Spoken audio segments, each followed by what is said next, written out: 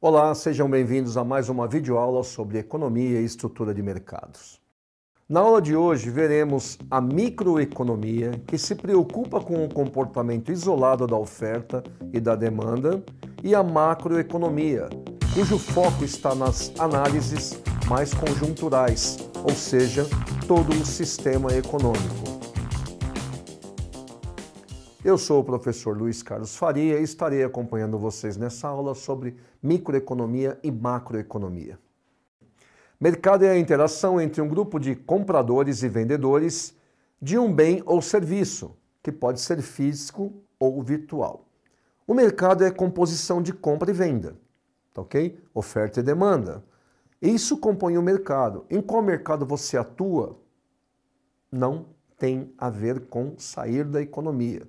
Não, mas o meu mercado é pequenininho, está girando a economia. O meu mercado é enorme, gira a economia. Todos têm a sua participação. Então, o que nós temos que ter em mente? Mercado é tudo aquilo que nós participamos. Não, mas eu não participo de nenhum mercado. Você vai ao supermercado comprar comida? Você está dentro do mercado. Você está comprando roupa? Você está dentro do mercado. Você nunca vai estar fora do mercado, nunca estará fora da economia. Você pode não estar se colocando dentro dele como um fornecedor, mas você está se colocando dentro dele como um consumidor. Compradores criam a demanda, vendedores criam a oferta. Ou seja, não existe comprador sem vendedor e não existe vendedor sem comprador. Obviamente que o que eu preciso você me vende, o que você precisa eu te vendo. Então nós dois sempre estaremos dos mesmos lados, ou do lado de vendas ou do lado de compras, mas você vai atuar dos dois lados. Nenhuma empresa é criada para não vender. Logo, todas as empresas são criadas para vender e todas as empresas são criadas para comprar. E os consumidores acabam sendo um lado desse mercado, que são os compradores. Preço, mecanismo poderoso, é difícil ser definido pelas empresas. Não existe empresa que imponha preço, exceto aquelas que atendem uma demanda mínima de um produto extremamente escasso e que tem um grupo seleto de consumidores. Esses vamos tirar fora. Vamos falar sobre uma situação normal. Quem manda nos custos da sua empresa é você. Quem manda nos preços de venda do seu produto? O consumidor. Vamos pegar um exemplo? Vou pegar um exemplo fácil de nós visualizarmos. Dois automóveis. Quando a gente ouve a empresa mencionar o preço a partir de, aquele a partir de significa que é o custo básico. Aquele automóvel a partir de. E tem um outro concorrente, não vamos dar nome aos produtos, mas um concorrente que atende o mesmo público também tem um a partir de. Então, só para a gente falar, não adianta um a partir de ser vendido por 100 mil e o outro a partir de ser vendido por 50. Esse de 100 mil não vai vender, porque o mercado vai comprar o de 50. Então o mercado está colocando preço naquele produto que atinge aquele determinado público de 50 mil. Não vai comprar o de 100. Logo, a empresa que criou o produto de 100 vai ter que baixar o preço para poder concorrer com o seu concorrente direto. Caso contrário, ele não vai vender. Os custos já estão assumidos pela empresa, só que a receita que vem através da venda não vai acontecer. Então, o mercado comanda o preço de venda do teu produto. Isso é muito claro. É o principal determinante do que e quanto comprar. As decisões de compra são dos consumidores. Ou seja, pegando esse exemplo que eu acabei de colocar para vocês, os consumidores vão comprar esse produto. Ele me leva até onde eu quero ir? Leva. E esse também. Ué, esse é muito mais barato, então eu vou deixar de comprar esse. Vou trabalhar aqui. Então, quando este produto de uma determinada linha sentir que ele não tem capacidade de competir com o outro produto, competidor com ele, tá? Mesma base, a gente está falando da mesma base. Ele tem que diminuir o valor de venda dele. Quem está mandando ele diminuir o valor de venda? O mercado. Então o mercado sempre será o expositor de qual valor você poderá vender. Se a gente for para uma coisa bem simples, né? Um saco de arroz no supermercado. Você vai pegar um saco de arroz de uma determinada marca, nos 5 quilos, que está sendo vendido a, sei lá, R$30. Você vai pegar o outro que está a 20. Existem pessoas que poderão pagar os 30, porque pode ser que o de 30 renda mais, seja melhor, não tenha sujeira, você aproveita o produto inteiro. Pode ser que o de 20 não tenha essa qualidade, mas se o de 20 tiver a mesma qualidade que o de 30 não vende, vai vender o de 20. Logo, o consumidor, que é o comprador, está pondo preço no seu produto. Então, o teu custo precisa ser muito bem policiado, porque o custo você domina, o preço você não domina. Vamos falar de microeconomia. Ciência dos preços. Analise individualmente. Estuda o comportamento do consumidor e da empresa. Mercado, oferta, demanda, equilíbrio e elasticidade. O que é elasticidade? O preço vai e vem. O mercado é que comanda. Então, quando nós falamos de microeconomia, com muitos itens que compõem a microeconomia, nós temos que saber o seguinte: quando é micro, é pequeno, eu analiso o consumidor, não analiso o mercado, eu analiso o consumidor. A microeconomia, ela toma conta de um pequeno pedaço da economia. Então ela não pode ser focada em mercado grande, é micro. É você na sua casa, é o teu parente na casa dele, é o seu amigo na casa dele. Isso a microeconomia analisa, ok? Então nós temos aí várias formas de analisar a microeconomia e que ficam muitas descritas em muitos campos. O eixo do estudo da microeconomia se concentra na forma pela qual as famílias e as empresas procuram otimizar suas ações. Micro, a sua família, a empresa pensa na sua família, ou seja, é uma micro para ela. Ele produz muitos produtos em quantidade grande, mas micro é você, ok? Então ele vai sempre estar prestando atenção na microeconomia. Dados os objetivos e problemas a serem enfrentados, naturalmente as famílias escolhem suas compras tentando maximizar sua utilidade. Você compra alguma coisa que você não vai usar? Você compra algum produto para comer que você não goste? Então, a microeconomia analisa esses pontos. Não analisa um fator completo, analisa um fator limitado. A microeconomia enaltece a intenção dos indivíduos em face de suas respectivas rendas, qual possibilita a otimização de suas satisfações. Você, por exemplo, gostaria de comprar uma casa, né? Um bem imóvel. Ou seja, eu quero ter uma estabilidade. Não quero que ninguém bata na minha porta aumentando aluguel ou pedindo o meu imóvel que está alugado. O que você faz? Você vai procurar um imóvel que caiba a você. As empresas que constroem os imóveis ou as pessoas que constroem os imóveis, eles pensam, por exemplo, no bairro.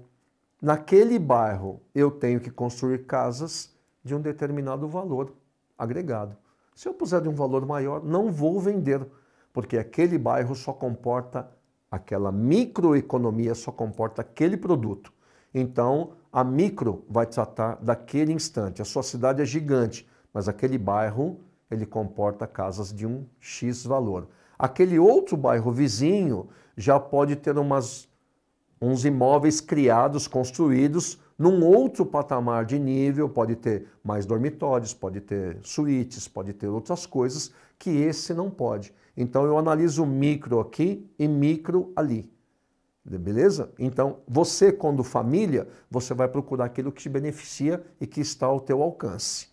Macroeconomia, a ciência dos grandes agregados, produto, renda, consumo, emprego, inflação, câmbio, ou seja, a macroeconomia já começa a trabalhar um outro patamar da economia. Ele já começa a pensar em macro. Na verdade, né, gente, a macroeconomia, ela é montada pela microeconomia.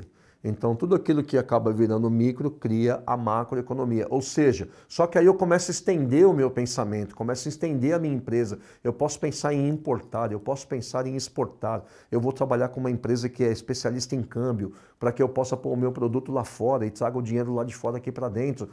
Essas coisas todas, elas estão focadas em uma visão macro. Por exemplo, na tua empresa, você trabalha num departamento financeiro. Você conhece micro, o teu departamento.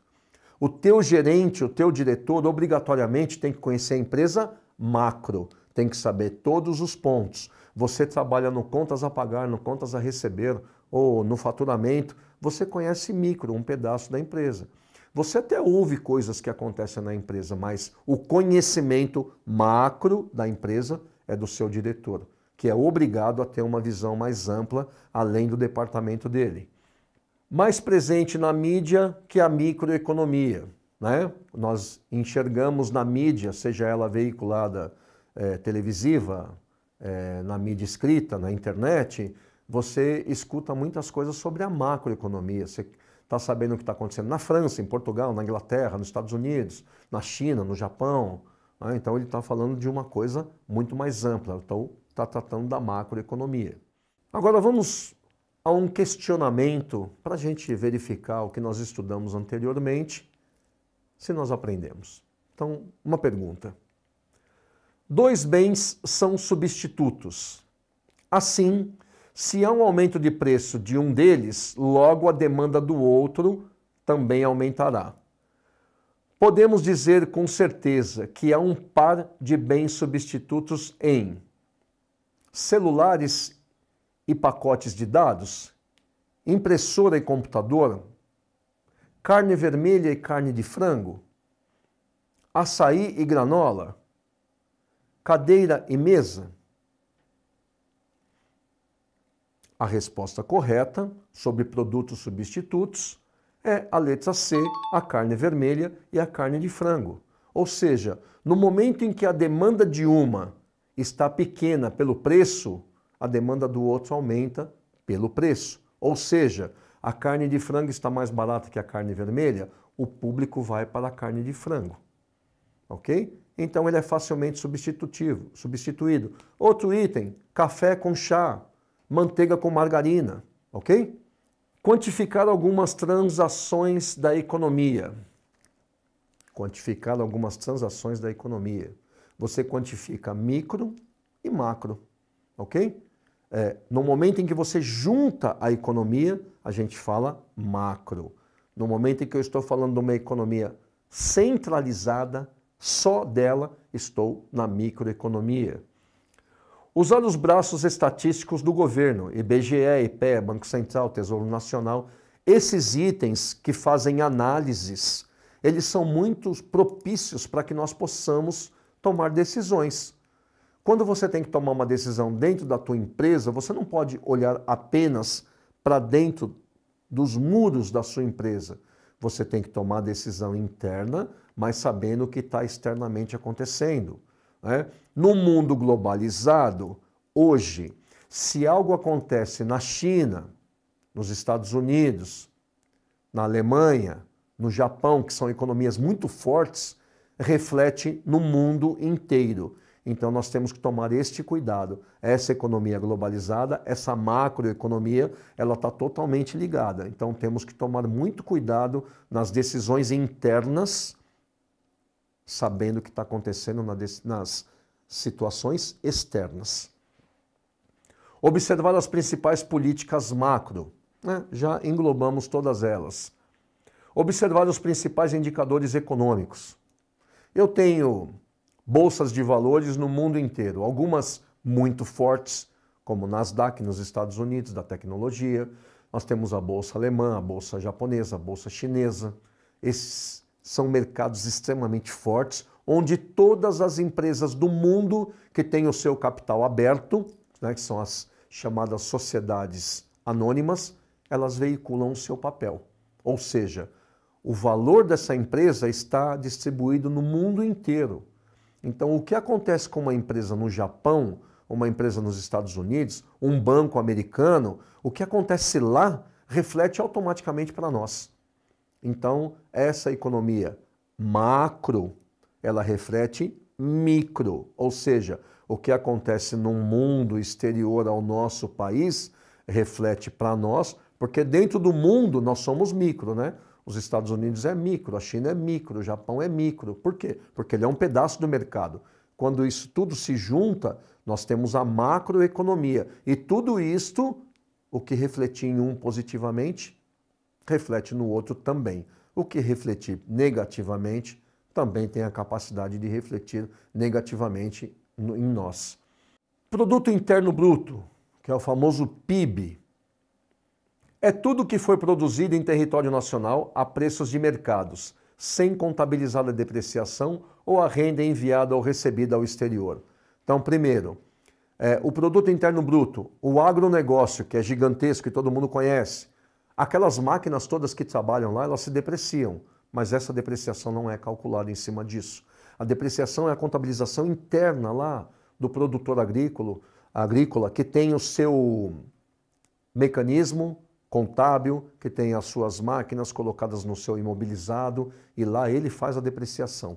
Para o Produto Interno Bruto, aquilo que foi criado e que foi vendido, ele é feito sem a depreciação. Então eu tenho que levar isso em conta, não depreciar o produto, porque ele não pode atingir o país, mesmo porque existem situações contábeis dos quais as empresas trabalham em cima disso. O PIB é a soma dos produtos do setor primário, secundário e terciário, ou seja, Produto Interno Bruto. Produto. Se é do setor primário, que é lá agropecuária, agrícola, extrativismo.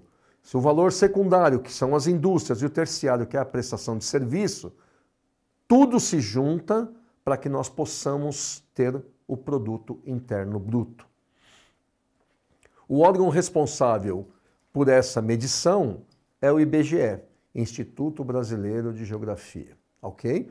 Então, em 2018, o PIB brasileiro foi de 7 trilhões, 004, ou 33.593,82 por habitantes, que é chamada a renda per capita, né? O PIB per capita. Crescimento de 1% nesse período. Nós temos que todas as economias no mundo inteiro, independente de ser capitalista ou não, de ser socialista ou não, o PIB é o crescimento igual para todo mundo. Ou seja, todo mundo trabalha em cima do PIB para saber se o teu país cresceu ou se não cresceu. Ele pode crescer, ele pode ficar estático ou ele pode cair. Ok? A economia é que vai abrir todos esses números para que você tenha a capacidade dessa análise.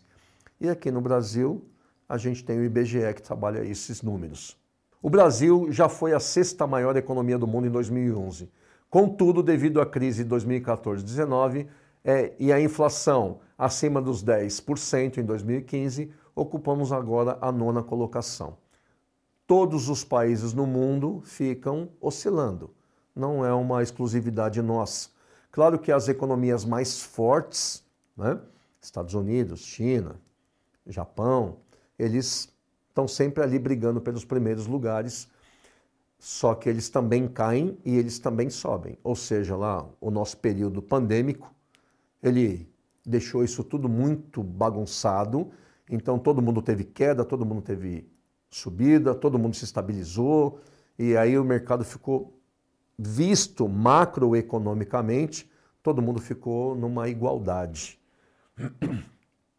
Importante ressaltar que o PIB não retrata a veracidade, ou seja, a verdade dentro do PIB não é a mais farta de você trabalhar. Ou seja, a renda per capita, quando você tem o PIB dividido pelo número de habitantes que você tem lá, o PIB per capita, ele nem sempre gera a verdade para nós. Afinal, caso contrário, o Brasil seria o 9º melhor país para se viver. Ele retrata a produção de bens e serviços e não educação, saúde e lazer, perdão. Ou seja, você tem um PIB, tá certo? Que diz que esse PIB per capita entre os habitantes são daquele valor, porém a saúde não demonstra isso, o lazer não demonstra isso, a educação não demonstra isso, o saneamento básico não demonstra isso, mas a gente entende aí que a distribuição de renda está mal feita, justamente por isso que não demonstra a realidade. Efetivamente, a microeconomia, ao estabelecer princípios gerais, revela-se muito mais abstrata, muito mais difícil, né, de você analisar todas as casas de um determinado local, é praticamente impossível, ok? Então, é uma dificuldade você saber disto. Pois está voltado às unidades individuais econômicas, que somos nós, dentro de nossas casas, nós consumidores. Já a macroeconomia encontra-se voltada ao exame de questões e de medidas peculiares a de um dado lugar, instante de tempo, como renda, emprego, desemprego, consumo, investimento, poupança, todos de natureza heterogênea de forma como são considerados. Ou seja, nós temos aí duas mãos de análise, né? A macroeconomia tem muito mais capacidade de analisar do que a microeconomia. Porque a microeconomia, eu pego a empresa que vendeu, eu pego a empresa que comprou e eu trato aquilo numa situação muito mais simples do que a microeconomia, que eu tenho que pegar cada consumidor, cada residência, cada família, para que eu possa tratar isso de uma forma mais completa, só que ela é muito mais complexa, muito mais difícil de você ter esses números. A macroeconomia já te dá números muito mais simples de você poder analisar, porque são mais simples de serem obtidos. Agora nós vamos deixar a indicação de um vídeo, canal Economista do Bem, ele vai mostrar algumas coisas a mais daquilo que nós falamos aqui, ok? Vamos lá? O termo economia, ele vem do grego economos, que pode ser entendido como aquele que administra um lar. O encarregado de administrar o lar, ele tem que tomar decisões acerca de recursos escassos, ou seja, ele tem que decidir como serão destinados os recursos familiares que podem acabar. Recursos escassos em geral são recursos que podem ser entendidos como recursos que, caso todas as pessoas do planeta decidam tê-los ao mesmo tempo e de forma indefinida, a quantidade disponível no planeta inteiro não é capaz de suprir essa demanda infinita. A economia vai buscar estudar a forma como as pessoas tomam decisões acerca da alocação de recursos que são escassos. A macroeconomia vai estudar a forma como as pessoas tomam decisões enquanto um agregado, a microeconomia enquanto indivíduo. Isso significa que, no ambiente micro, vamos analisar o indivíduo A tomando decisões sobre materiais B com o indivíduo C, e por assim vai. Ao acessar a plataforma, você tem o link e pode assistir este vídeo na íntegra. Chegamos ao final da nossa videoaula sobre os conceitos de microeconomia e de macroeconomia. Lá na plataforma Saiba Mais, você tem as informações completas. Até mais.